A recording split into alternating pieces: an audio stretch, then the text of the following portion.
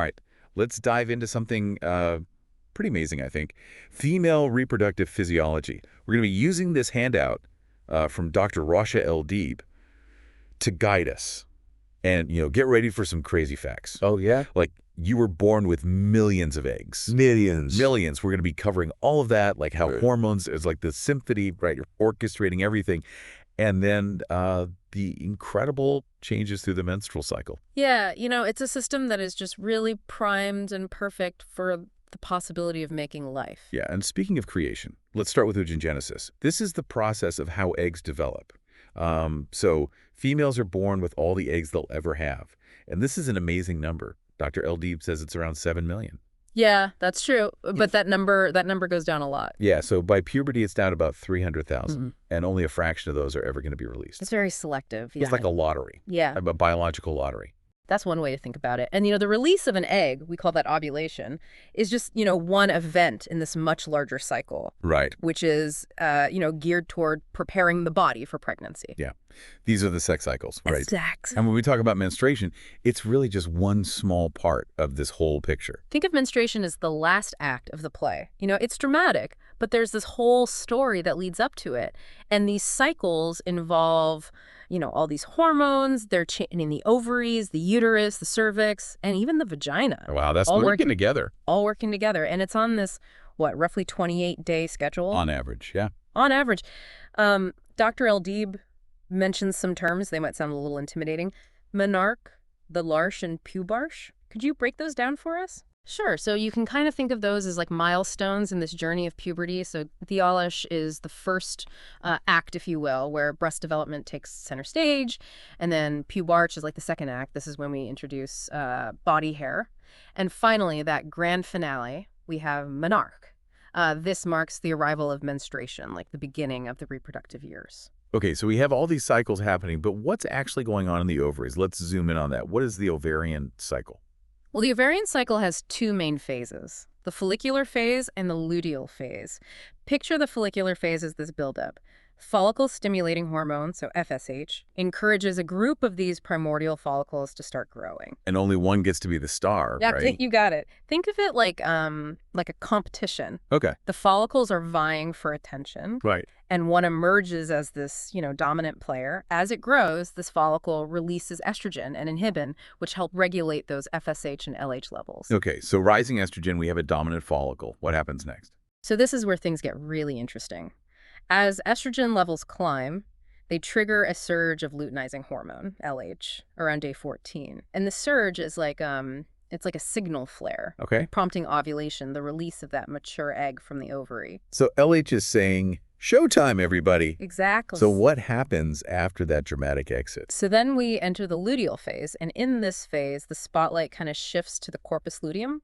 And this structure forms from the remnants of that ruptured follicle. And it starts, pumping out estrogen and progesterone. That progesterone is getting the uterus ready, right, for pregnancy. Absolutely, yeah. It transforms the uterine lining into this welcoming environment for a fertilized egg. But if pregnancy doesn't happen, that corpus luteum breaks down. Right. The hormone levels drop, and we're back to the beginning of a new cycle. So while the ovaries are doing their ovulation thing, the uterus is going through a transformation too, right? This uterine cycle. Exactly. Dr. Eldeeb mentions these two layers of the endometrium, the functional layer and the basal layer. What's the difference there? You can imagine the endometrium like a garden.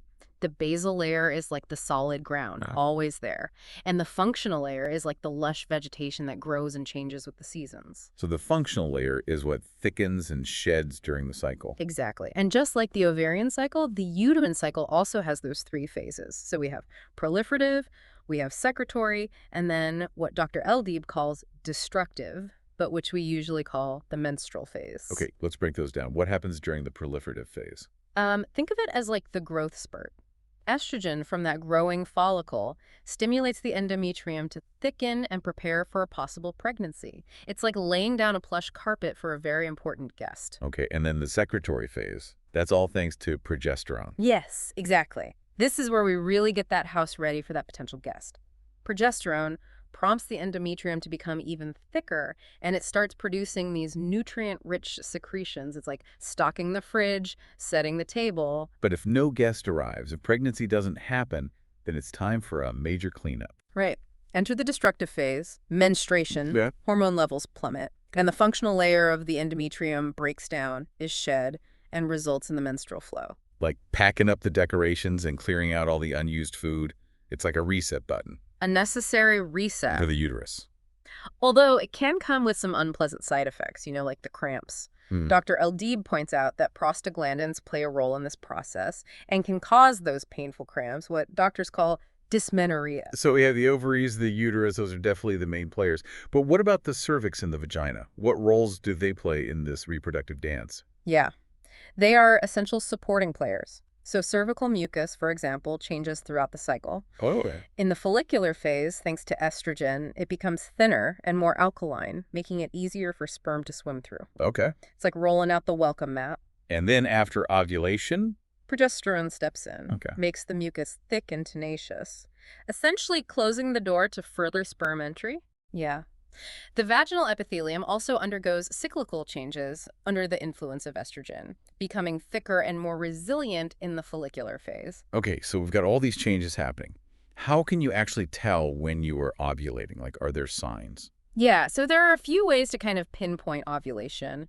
Dr. Eldeeb mentions a slight rise in basal body temperature, changes in cervical mucus, and even some lower abdominal pain. Oh, yeah. It's like you become a detective of your own body. That's an interesting way to think about it. So let's switch gears for a moment and talk about contraception.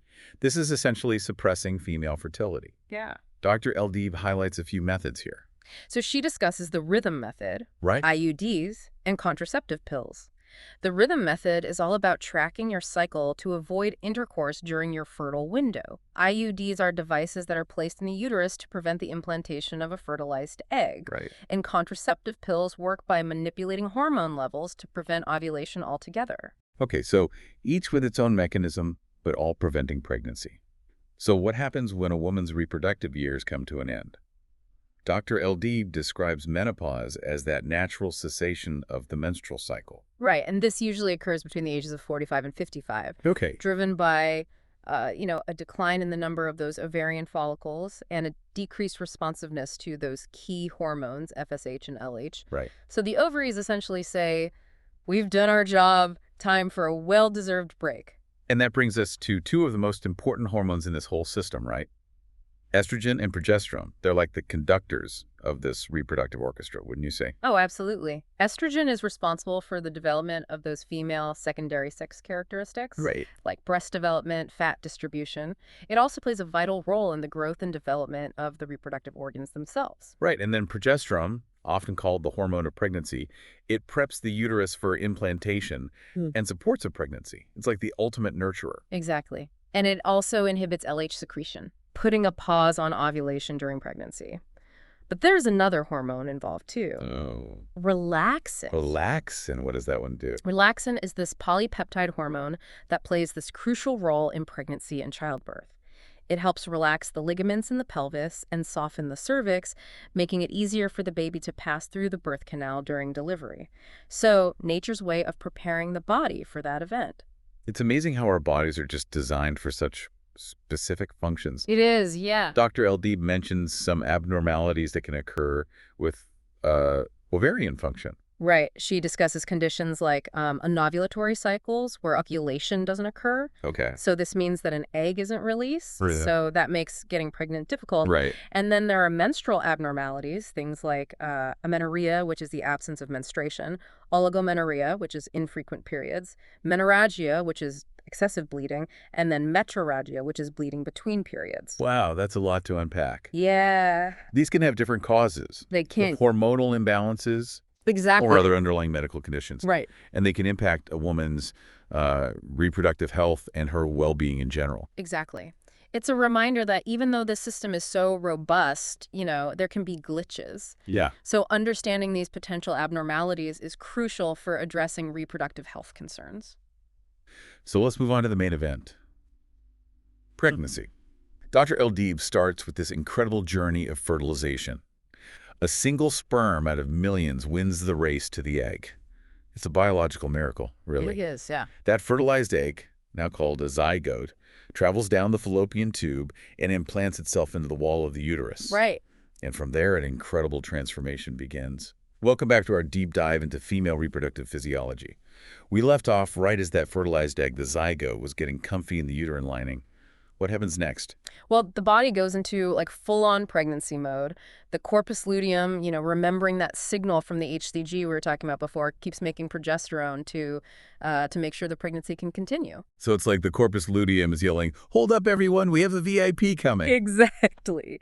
And then as the pregnancy goes on, another player comes in, the placenta, Right. and it takes over making the hormones, becomes this like powerhouse for estrogen and progesterone and all these other hormones that are really important for the baby to grow. So the placenta is like the ultimate support system, It is. not only for making hormones, but also for all that exchange of nutrients and waste between the mother and the developing baby. Yeah. It's amazing how one organ can do so much. It's pretty incredible. It really is.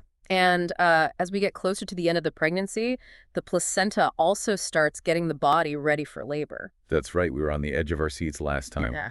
How does the placenta help trigger labor? Okay, so you remember how progesterone has been keeping the uterus relaxed all this time? Right. Well, as the placenta gets, towards the end of its life, it makes less and less progesterone. And that drop is like a green light for labor to start. So it's like progesterone is like the bouncer at the club, keeping things calm until it's time to party. I like that. That's a good analogy. And at the same time, the placenta starts making more estrogen, Okay. which makes the uterus more sensitive to another key player, oxytocin. Oxytocin, the love hormone, but also a powerhouse when it comes to contractions. Exactly. So you've got this perfect timing, right, with the hormones. Progesterone goes down, estrogen goes up, and then oxytocin is ready to go. It's a dance. It is. It's like this perfectly choreographed dance of hormones to achieve this goal, to bring new life into the world. So what happens after the baby is born? The placenta's done, right? Yeah, the placenta is delivered, but the hormones don't stop changing there. Remember prolactin,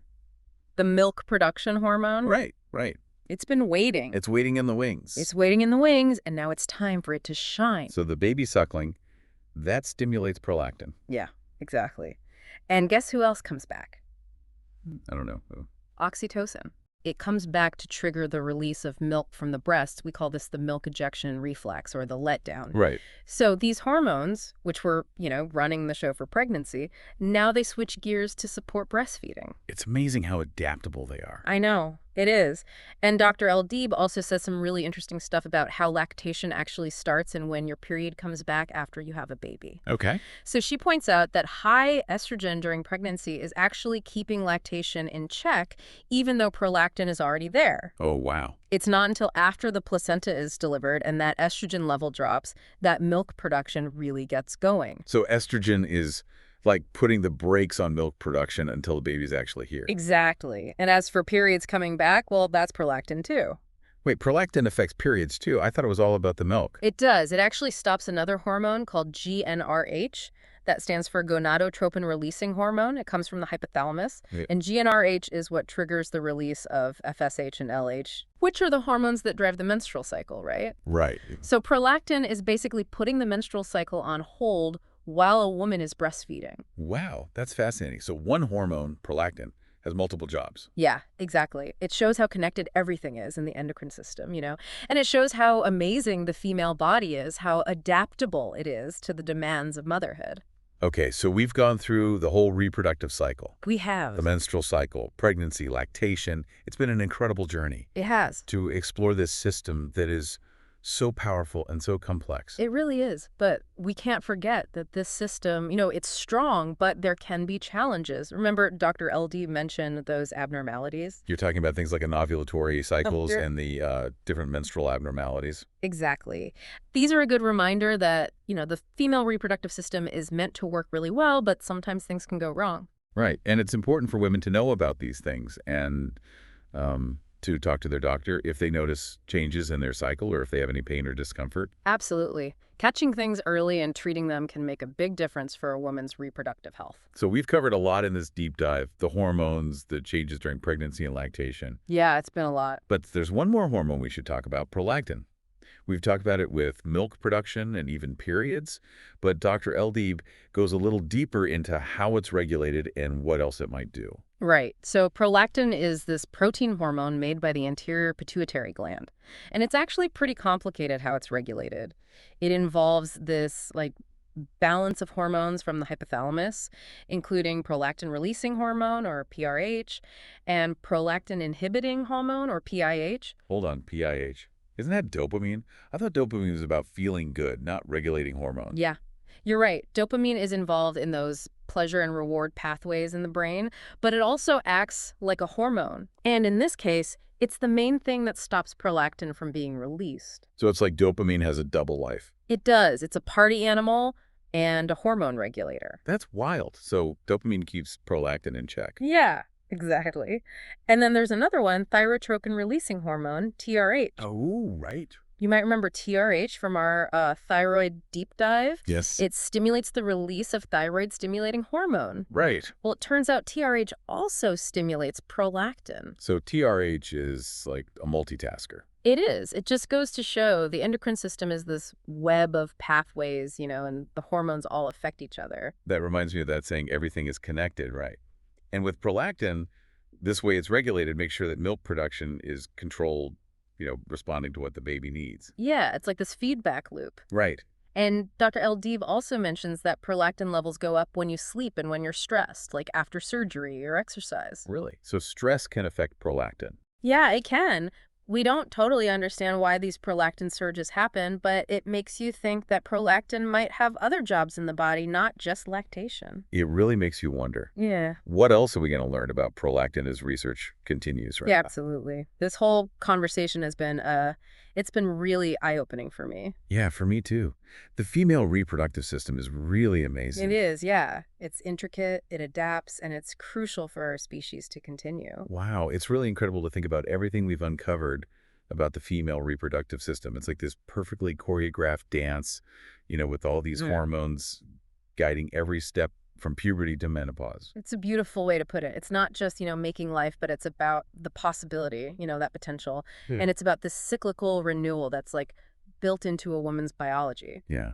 And speaking of cycles, I keep thinking about how Dr. Eldeeb emphasized understanding these rhythms and patterns, Mhm. She said that being in tune with your own cycle can give you all these insights into your health. Absolutely. Oh, yeah. And she also mentioned that these cycles can be affected by everything. Stress, what you eat, how much you exercise, even the stuff in the environment. Right, like our bodies are always responding to the world around us. Exactly. And that makes me wonder, we've talked a lot about how hormones affect the reproductive system. But can the reproductive system, can it influence hormone production? You're on the right track. There's definitely a feedback loop between, the reproductive system and the whole endocrine system. Okay. Think about pregnancy. The fetus, the developing baby, actually starts making hormones that signal back to the mother. Oh, wow. Yeah, it influences her hormone levels, gets her ready for childbirth and breastfeeding. So it's like the mother and baby are having this conversation through hormones. It really is. And it just shows you, how interconnected our bodies are. It is amazing. Well, this entire deep dive has been like an incredible journey. It has. We've looked at how the female reproductive system works, all the hormones, pregnancy, lactation. We even found some unexpected connections between the reproductive system and other systems. Yeah, we did. And we learned that the system is really strong, but, we also have to remember that there can be problems, and it's important to get medical help if you need it. Yeah, for sure. I think the big takeaway for me is that knowledge is power. When we understand our bodies better, we can make better choices about our health. That's a great point. I hope our listener is feeling, curious and excited to learn more about female reproductive physiology. It's a fascinating area. It really is. Well, it's been great exploring this with you. I can't wait for our next deep dive adventure.